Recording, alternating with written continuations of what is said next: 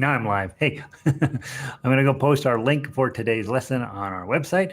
The website is jollyrogerukulele.com. You should already be officially like going there every day. It's the greatest site ever. You want to go there to get today's resources, to find out about daily lessons, to find out about the ukulele and baritone ukulele program. I am posting my link at the moment so that I'm not looking at you. But it is a great place to learn how to play ukulele, how to play baritone ukulele. I also do harmonica and guitar lessons there. And you can find out about all of that good stuff. And I am now posted. So let's just make sure the link works. And then we'll get a whole bunch of folks rushing in here to join us to play some ukulele today. Today is Home on the Range, one of the great arrangements in the intro program. Is really, really quite a pleasant piece of music. And I'm running about 5 minutes late logging in today because I messed up my caffeine program. And so we have a few people that'll be like, I was wondering if he's ever going to show up. So might have a small class today. But yeah, Vic is here, and that's the only one we do. Everybody else is just extra compared to Vic, right? Vic has been, it's a great place to learn. Thank you, Vic. It's a fun place to hang out, right? When you've got nothing better to do. If you were thinking about, picking a fight with somebody or, starting a business, forget all that. Just come and hang out and play ukulele with us. I've got my pencil, and from the last class, I found a mistake. And now I don't remember what the mistake. Oh, it was in Kumbaya. Oh Lord, Lord. This should be eighth. This should be an eighth note. Lord, and then this should be a dotted half, I think. Yeah, that should. Oh Lord, right? That's how it goes. It doesn't go. Oh Lord, Kumbaya. It should be. Oh Lord, oh Kumbaya. Yeah, I think that's right. Yeah, I think that's better. Let's see. If you log in. If you're logged into YouTube or you got your Gmail thing opened up, you can use the chat bar over here. That's always, I love it when you guys use the chat bar. That way I know if I'm actually teaching anything or whether you're just hanging out, having lunch, waiting for me to say something stupid, which does happen every single day. If you don't, that's perfectly fine. You can just hang out and eat your lunch. I get it. Online learning has suddenly become a thing, but it's not necessarily a thing for everybody every day. Sometimes you get a little tired of it, I think. I don't know, maybe don't. All right, let me fix my links from yesterday. While you guys get set in and get tuned up, we are playing Home on the Range today. And I don't know what else to tell you about other than that's what we're doing. Oops. Okay, and there's that. And this is supposed to be red. We'll start in just a minute. We'll let everybody get logged in. That since I was running a tiny bit behind, and I'm going to fix these few things that I had messed up previously. And this is supposed to be purple.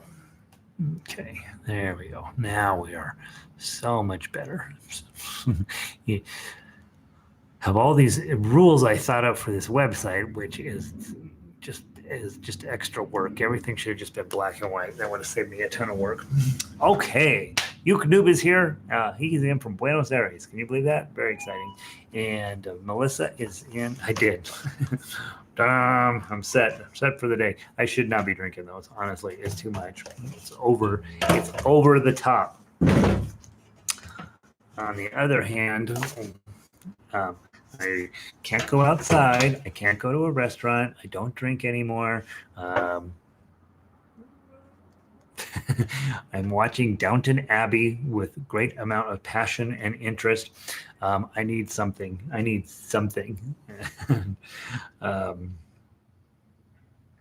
So it's caffeine. That's what I'm doing, cold brew. And I usually end up throwing the bottom third of this away because it's too much. It's just too much. So I should get a grande instead of a venti. But I'm also that guy who's like, wow, it's only a nickel more for the giant one. Why don't you get the giant one? And they don't give you straws anymore. You have to have the sippy cup, and I hate the sippy cup. I don't hate the sippy cup. I prefer the straw, but we're trying to save the whales. I think that's what we're saving by not having straws is the whales. I can't remember exactly what the straw issue was, but it turns out straws are not going to be the problem. And I imagine that the people who pollute the environment are delighted to have us talking about straws because it avoids the rather awkward conversation that we need to be having. All right. Home on the range. Let's get this done. Where is my copy? Home on the range, ukulele. All right. 2-pager, right? And so let's talk about, at this point, as you are building your repertoire, you're getting your tools in place, you're starting to figure out, I can play music lots of different ways, all from the same piece of music. I want you overall to feel this sense that wherever you are right now is fine. And then we're working on getting you to this next level. And then that next level comes to this level. And I have worked with lots of students who've been at this for many, many years, some of them are better players than I am. And they also still have a level that they're trying to get to. So this business of music never really ends. We just keep working and working and working our way up to see where we can get to. Pablo Casals, I think he was 93. They asked him, how much are you practicing? He goes, oh, yeah, several hours every day. And then he says, well, you've mastered everything about the cello. Why are you still doing this? And he says, well, I think I'm getting better. And I think if you've played your entire life, you're 93, you are the most famous cellist at the time. And you're still working on it. That says something. And I know there was also a quote by Pat Metheny, one of the great jazz guitarists of all time. He says, some days I feel like I shouldn't have even left my house. That level of expectation that there's always more to be done. You're never quite there. You're always working. And it's this lifelong journey that we're on. Hopefully this is an important part of your journey to get wherever you're at now, and you're finding those pieces that you're good at and those things you're not so good at, and really focusing in on fixing the things that you're not so good at. Okay. And then being realistic about that progress as well. Evelyn just wandered in. What kind of Starbucks can I use? Well, I used to work at Starbucks. So the problem is when you work at a restaurant, pretty soon you can't eat or drink anything from that restaurant.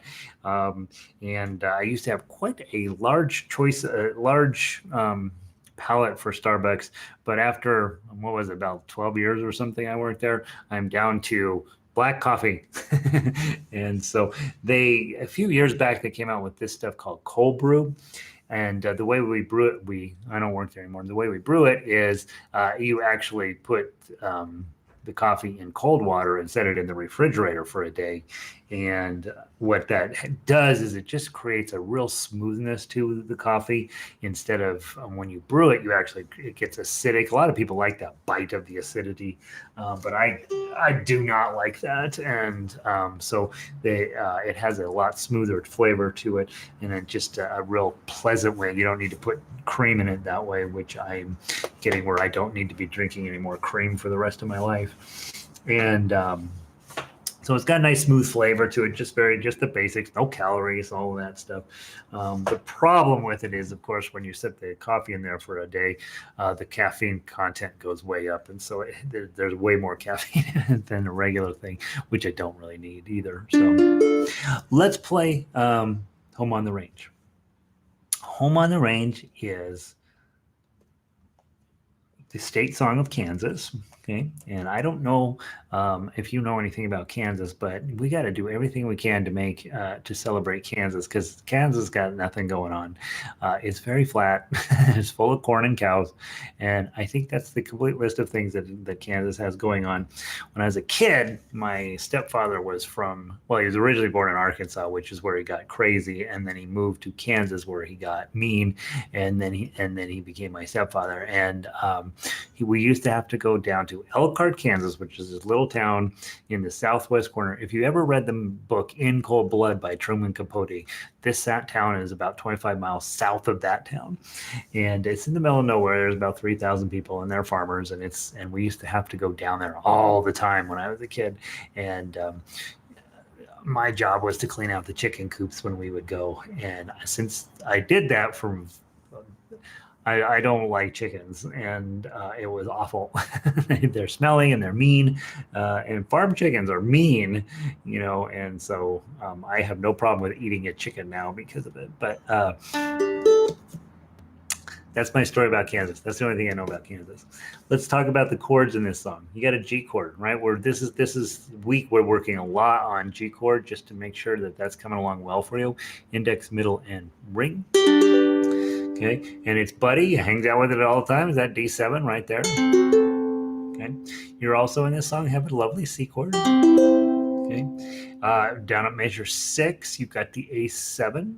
And it sounds like a country song right there, right? And then all the way down, there's one more chord. All the way down at measure 21, we have an E minor. Okay, 1, 2, 3. I will tell you one secret. Nobody ever tells you about this, but if you're holding a G chord and you take your pinky and put it up here, it magically becomes an E minor.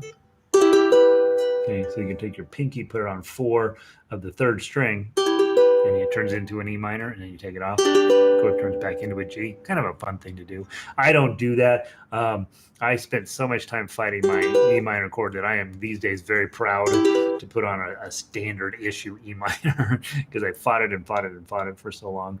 And then I have 2 typos that I want to give to you. And they're not really typos necessarily, but I got a couple of things where you can make this sound a little bit better. On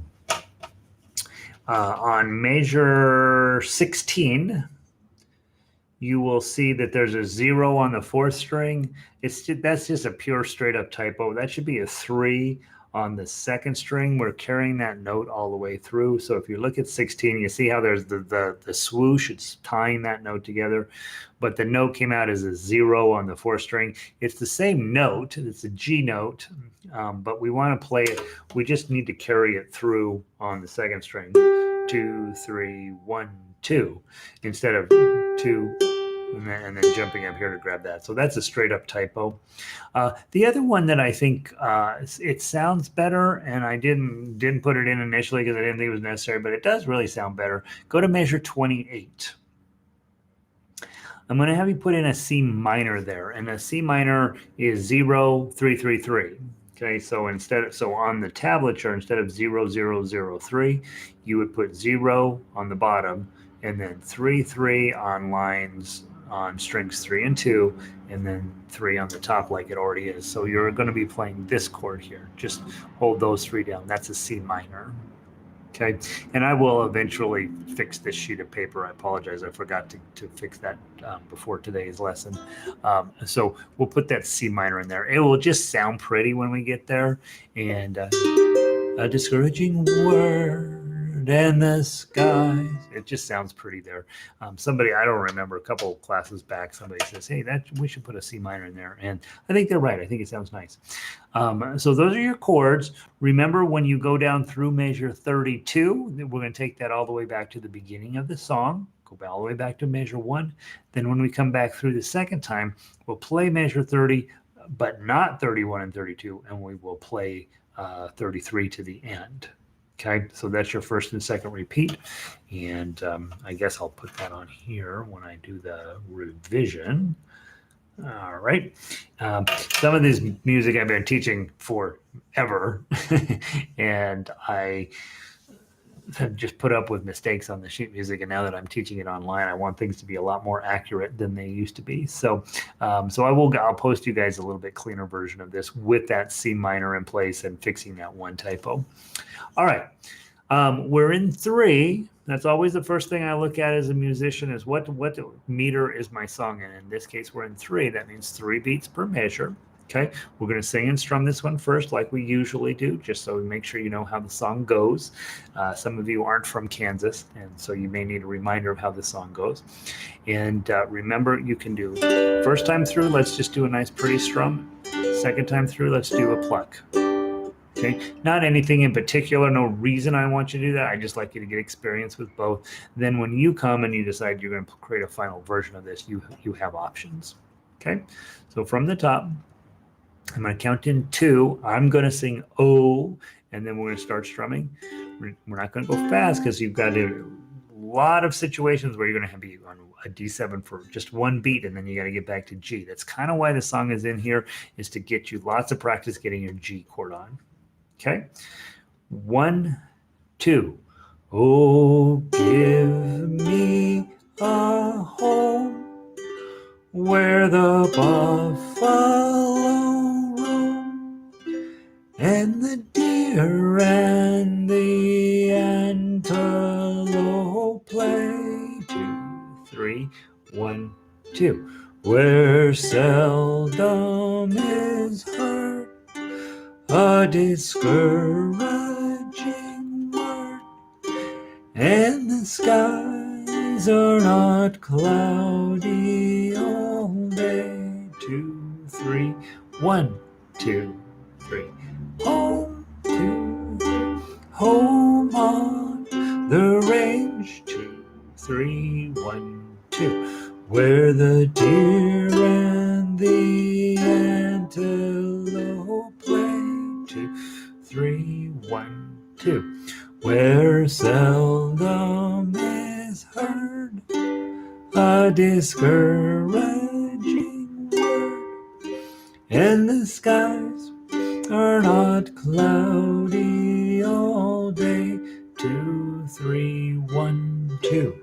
Oh, give me a home where the buffalo roam, where the deer and the antelope play. 1, 2. Where seldom is heard a discouraging word, and the skies are not cloudy all day. Home, home on the range. 2, 3, 1, 2. Where the deer and the antelope play. 2, 3, 1, 2. Where seldom is heard a discouraging word, and the skies are not cloudy all day. Okay, so that's how it goes. Those are your chords. I realize there probably should be a C minor also at measure 12. So when I do the revision, I'll put a C minor there also. It just sounds a little more complex that way. All right, so that's how the song goes. Now let's play the melody. Okay, and remembering, ones are with your index finger, 2s are with your middle finger, 3s are with your ring finger, and 4s are with your pinky. Now, a lot of times, that's just standard issue, but a lot of times when you're in the key of G, there won't be any 1s. And so you really can slide up to second position, play the 2s with your index, your 3s with your middle. It has a very pleasant effect of causing your 5s to be underneath your pinky already, so you don't need to move around, and this song is going to hold true to that. So while I almost always recommend that you play in first position when you're in the key of G, a lot of times you're going to get away with playing in second position, and you'll have less work to do. Okay, so let's give it a try. From the top, I'll count in 2, and then we're going to go. We'll play through it twice. Just really get comfy with playing just straight melody.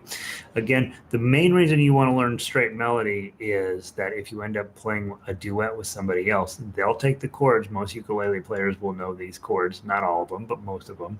But they won't know how to read tablature necessarily, and so you can be the lead ukulele player by playing the melody, and they back you up with chords. When we do on Monday nights, we do that a lot, where we'll have one person playing chords and somebody else playing melody, and we'll be doing more of that, where I will be playing chords 1, 2, 3, and you'll be all playing the melody to get where you have that nice, complete complex of sound going on all at the same time, where everybody's playing something a little bit different, and it all comes together in this symphonic feel. It's really quite lovely. And then the other thing that we'll be working on when we're playing straight melody is what you'll find is your hands start to magically turn into chord shapes, because it makes sense when you have a 2 and a 3. Well, all of a sudden you got 3/4 of the G, well, 2/3 of the G chord on, and you're like, well, why don't I just hold this and I'll get a whole lot of horsepower out of it. That's how it ends up leading into tough uke. Okay, so grab your 2s. Let's start. 1, 2.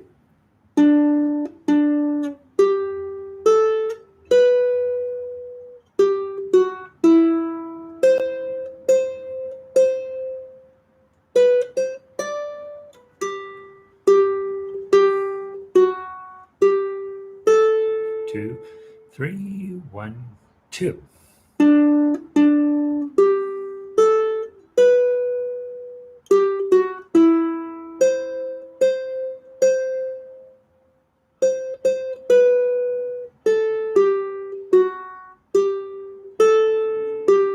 2, 3, 1, 2, 3.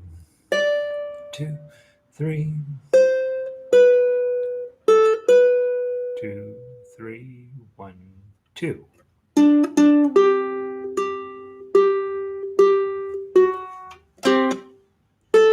2, 3, 1, 2.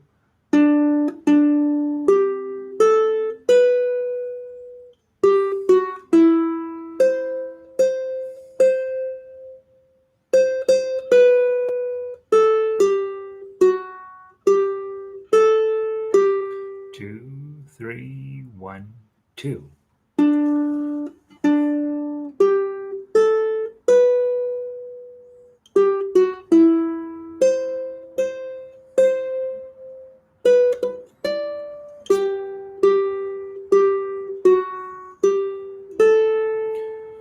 3, 1, 2.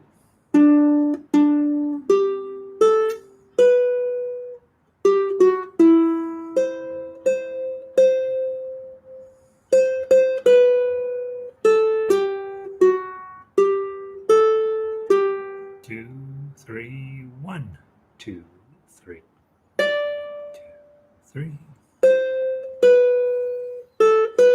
2, 3, 1, 2.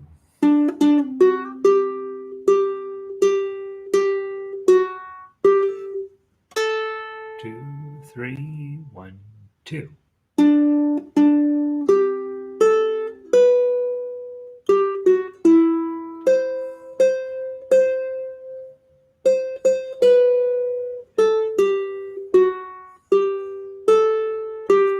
2, 3, 1, 2, 3.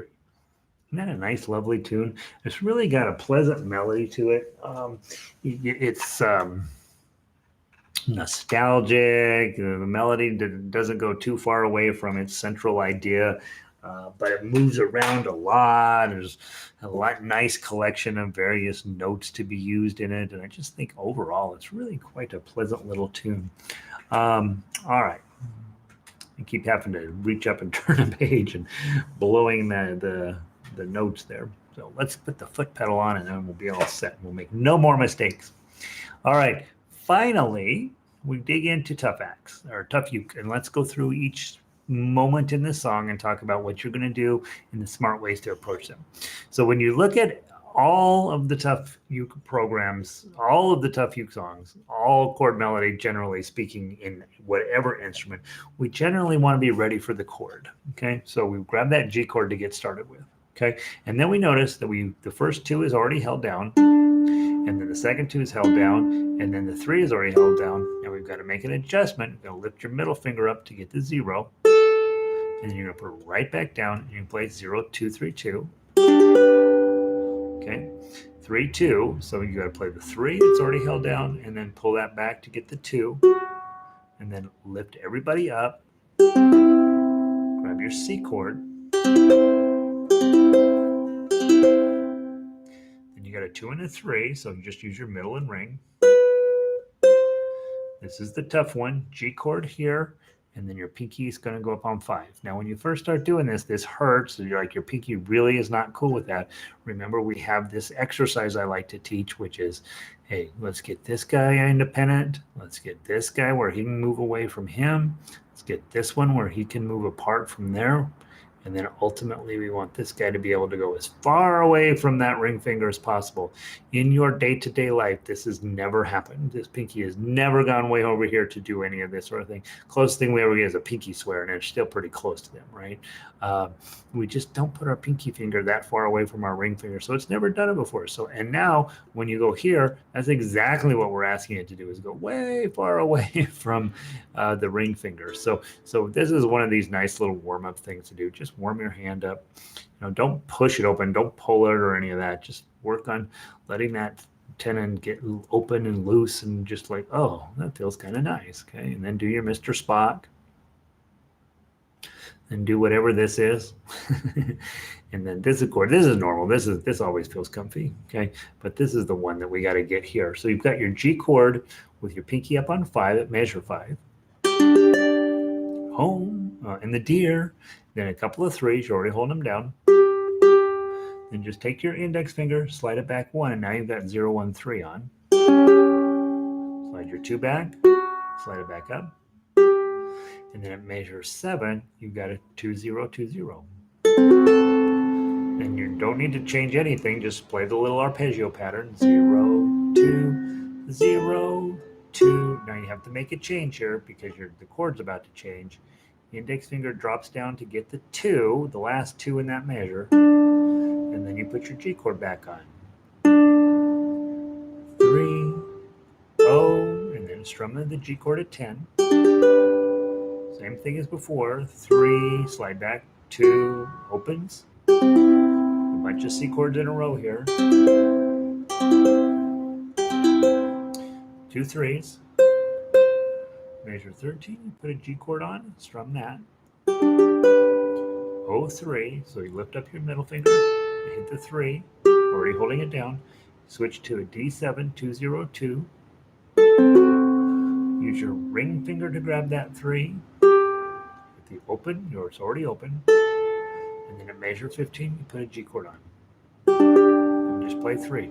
Remember your rest stroke. As you come down, you're resting on the first string. You're actually physically letting your thumb rest there so it doesn't accidentally go off. Okay? Now we have a little arpeggio pattern. You're holding everything down already. 2, 3, 2, 3, 2. Pinky is going to go up on 5. You're still holding the same chord. It's just your pinky's now going to jump up there. Okay, and then 2, 3.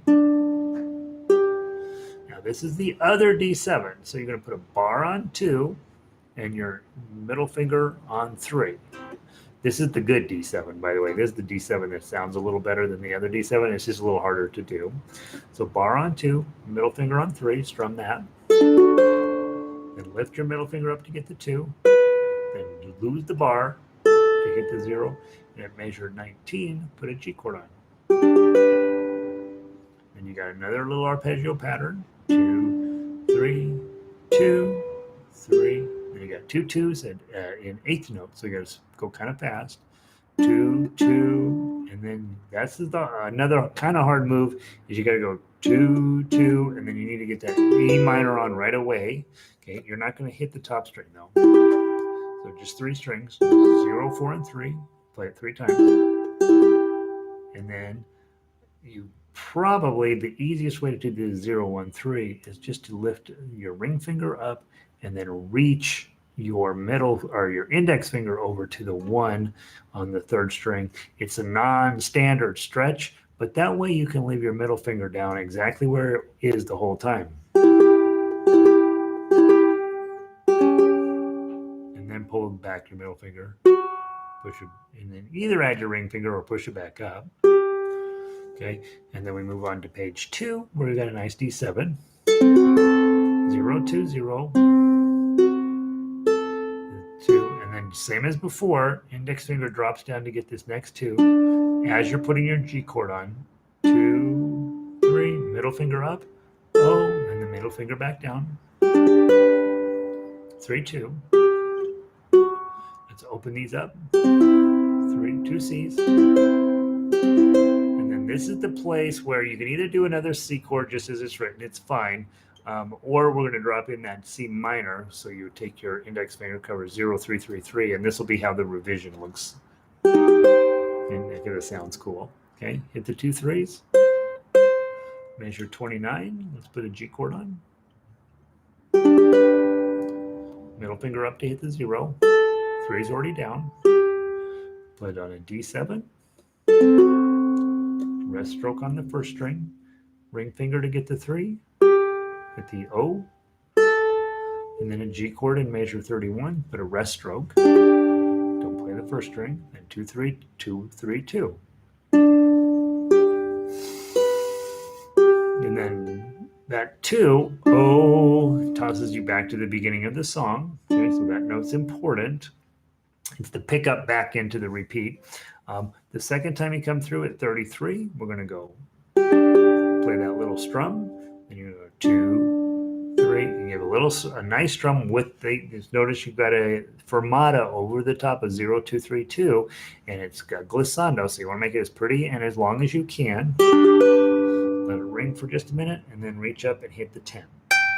Okay? It's just a silly little bink at the end. It sounds kind of fun. Okay, that's how we'll play it. Let's take we'll play it fairly slow, but we'll play it twice through. If you get lost along the way, just jump up a measure or two and be ready to jump in as well. We're going to just keep coming back to G chords, G chords, G chords. So usually just grabbing a G chord, jumping up a measure or two, and then be waiting for us to catch up with you. From the top, 1, 2.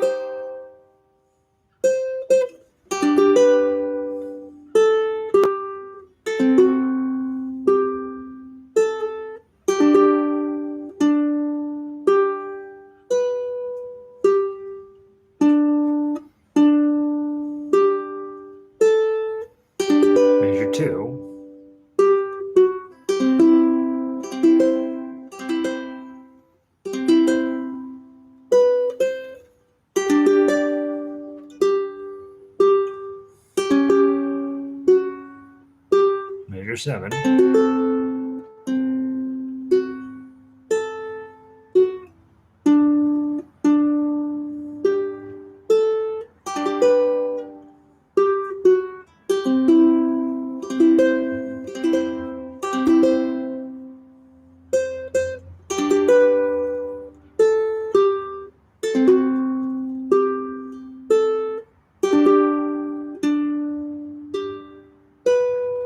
Here's major 17.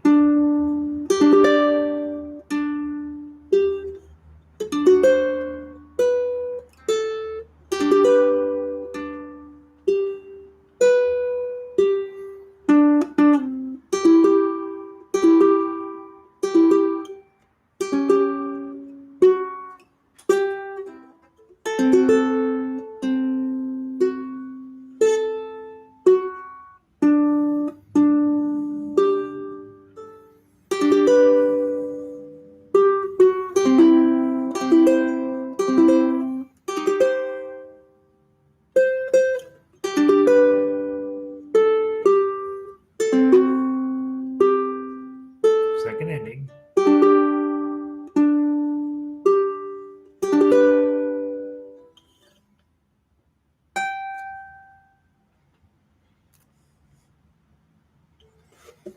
Tell me that's not wonderful. That is wonderful. That is lovely. I think that's all I know about Home on the Range. Maybe a bit too much. I will update the sheet music for you guys. It's about time to clean it up just a smidge. And so we'll put those C minors in. We'll fix that one typo down there in 13. And then you'll have a little bit nicer piece of music. And I'll put the repeats in up at the top, which I've been trying to do on all of the updated sheet music. So questions, comments, concerns? I think that's it. That's all I know. And let's take a look at the week ahead. This week is coming to an end, right? I did post your key of C arpeggio. Tomorrow is a little bit of a technical class. We really talk about how to effectively use your claw tomorrow. And it's one of the more important lessons in the Introduction to Ukulele program, because at this point, you know what chords are, you know how to use them singing, you know how to play melody, no big deal. Tough uke, obviously you figured out that's going to be your lifelong project, is to just play more and more and get where you're more and more comfy with that. And then the last piece of the major puzzles that we have to put in is arpeggio playing, where we take chords and we break them into their parts and we play those in an organized fashion in different ways to make you really understand how chords fit together and what you can and can't do with them. And arpeggio playing is really the last major piece of the puzzle we put together. So Don Johnson is getting better, which is exciting. Uke Noob says nice. Yeah, and again, guys, we played Home on the Range pretty slowly today, but you can play it even more slowly, play at whatever speed you need to make it come out. You know, obviously, if I was getting ready to play this for the opening of the Kansas State game on ukulele, I'd play it a whole lot faster than we just played it. But speed is not something that you work on as a new player. It is something you work on as you're getting ready for performance. And until then, there's no reason to play fast. There's no reason to play anything, even at the speed you're used to hearing it. Play things slow. Talk your fingers into doing the right motions all of the time, and I think you'll really, really be pleased with your results long term. Because once you can play something slow, sorry, I just hit the microphone. Once you can play stuff slowly, you can always speed up. But getting where you're consistent and beautiful and clear playing slowly is absolutely one of your goals. So for most newer players, talking yourself into slowing down is important. Melissa says she's feeling a little better about that one today. Feeling better about home today. Nice. Hopefully that's feeling better about Home on the Range and feeling better about being at home today. She is in the process of recovering from a foot tragedy, apparently, and so we want we're behind you all the way, Melissa. That's it. You guys have a wonderful afternoon. We've got a Next Level Ukulele again today, and let me see what those guys are up to today. those guys, I think, were playing Feeling Groovy, Edelweiss, and Can't Help Falling in Love with You today. So we're going to try to smash in 3 pieces of music today.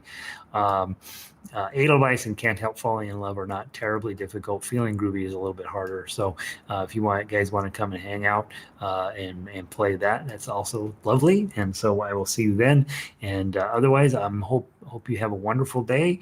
And I will see you tomorrow for sure. And tomorrow, like I say, tomorrow is one of the more important lessons that I have to teach you, and as a newer player. And so, if you can't make tomorrow, obviously try to go check the archives, because this turns out to be incredibly important to becoming a well-versed, really pleasant-sounding ukulele player. So off you go. Have a wonderful day. I will see all of you guys. Thanks for being here. Vic, Uknoob, Melissa, Evelyn, John. I think that's everybody who said hi over here. Whoever else is hanging out here, glad you were here. And I will see all of you either later today or tomorrow. Nancy, yeah, I will have a great day too. Thank you. Have a good day, guys.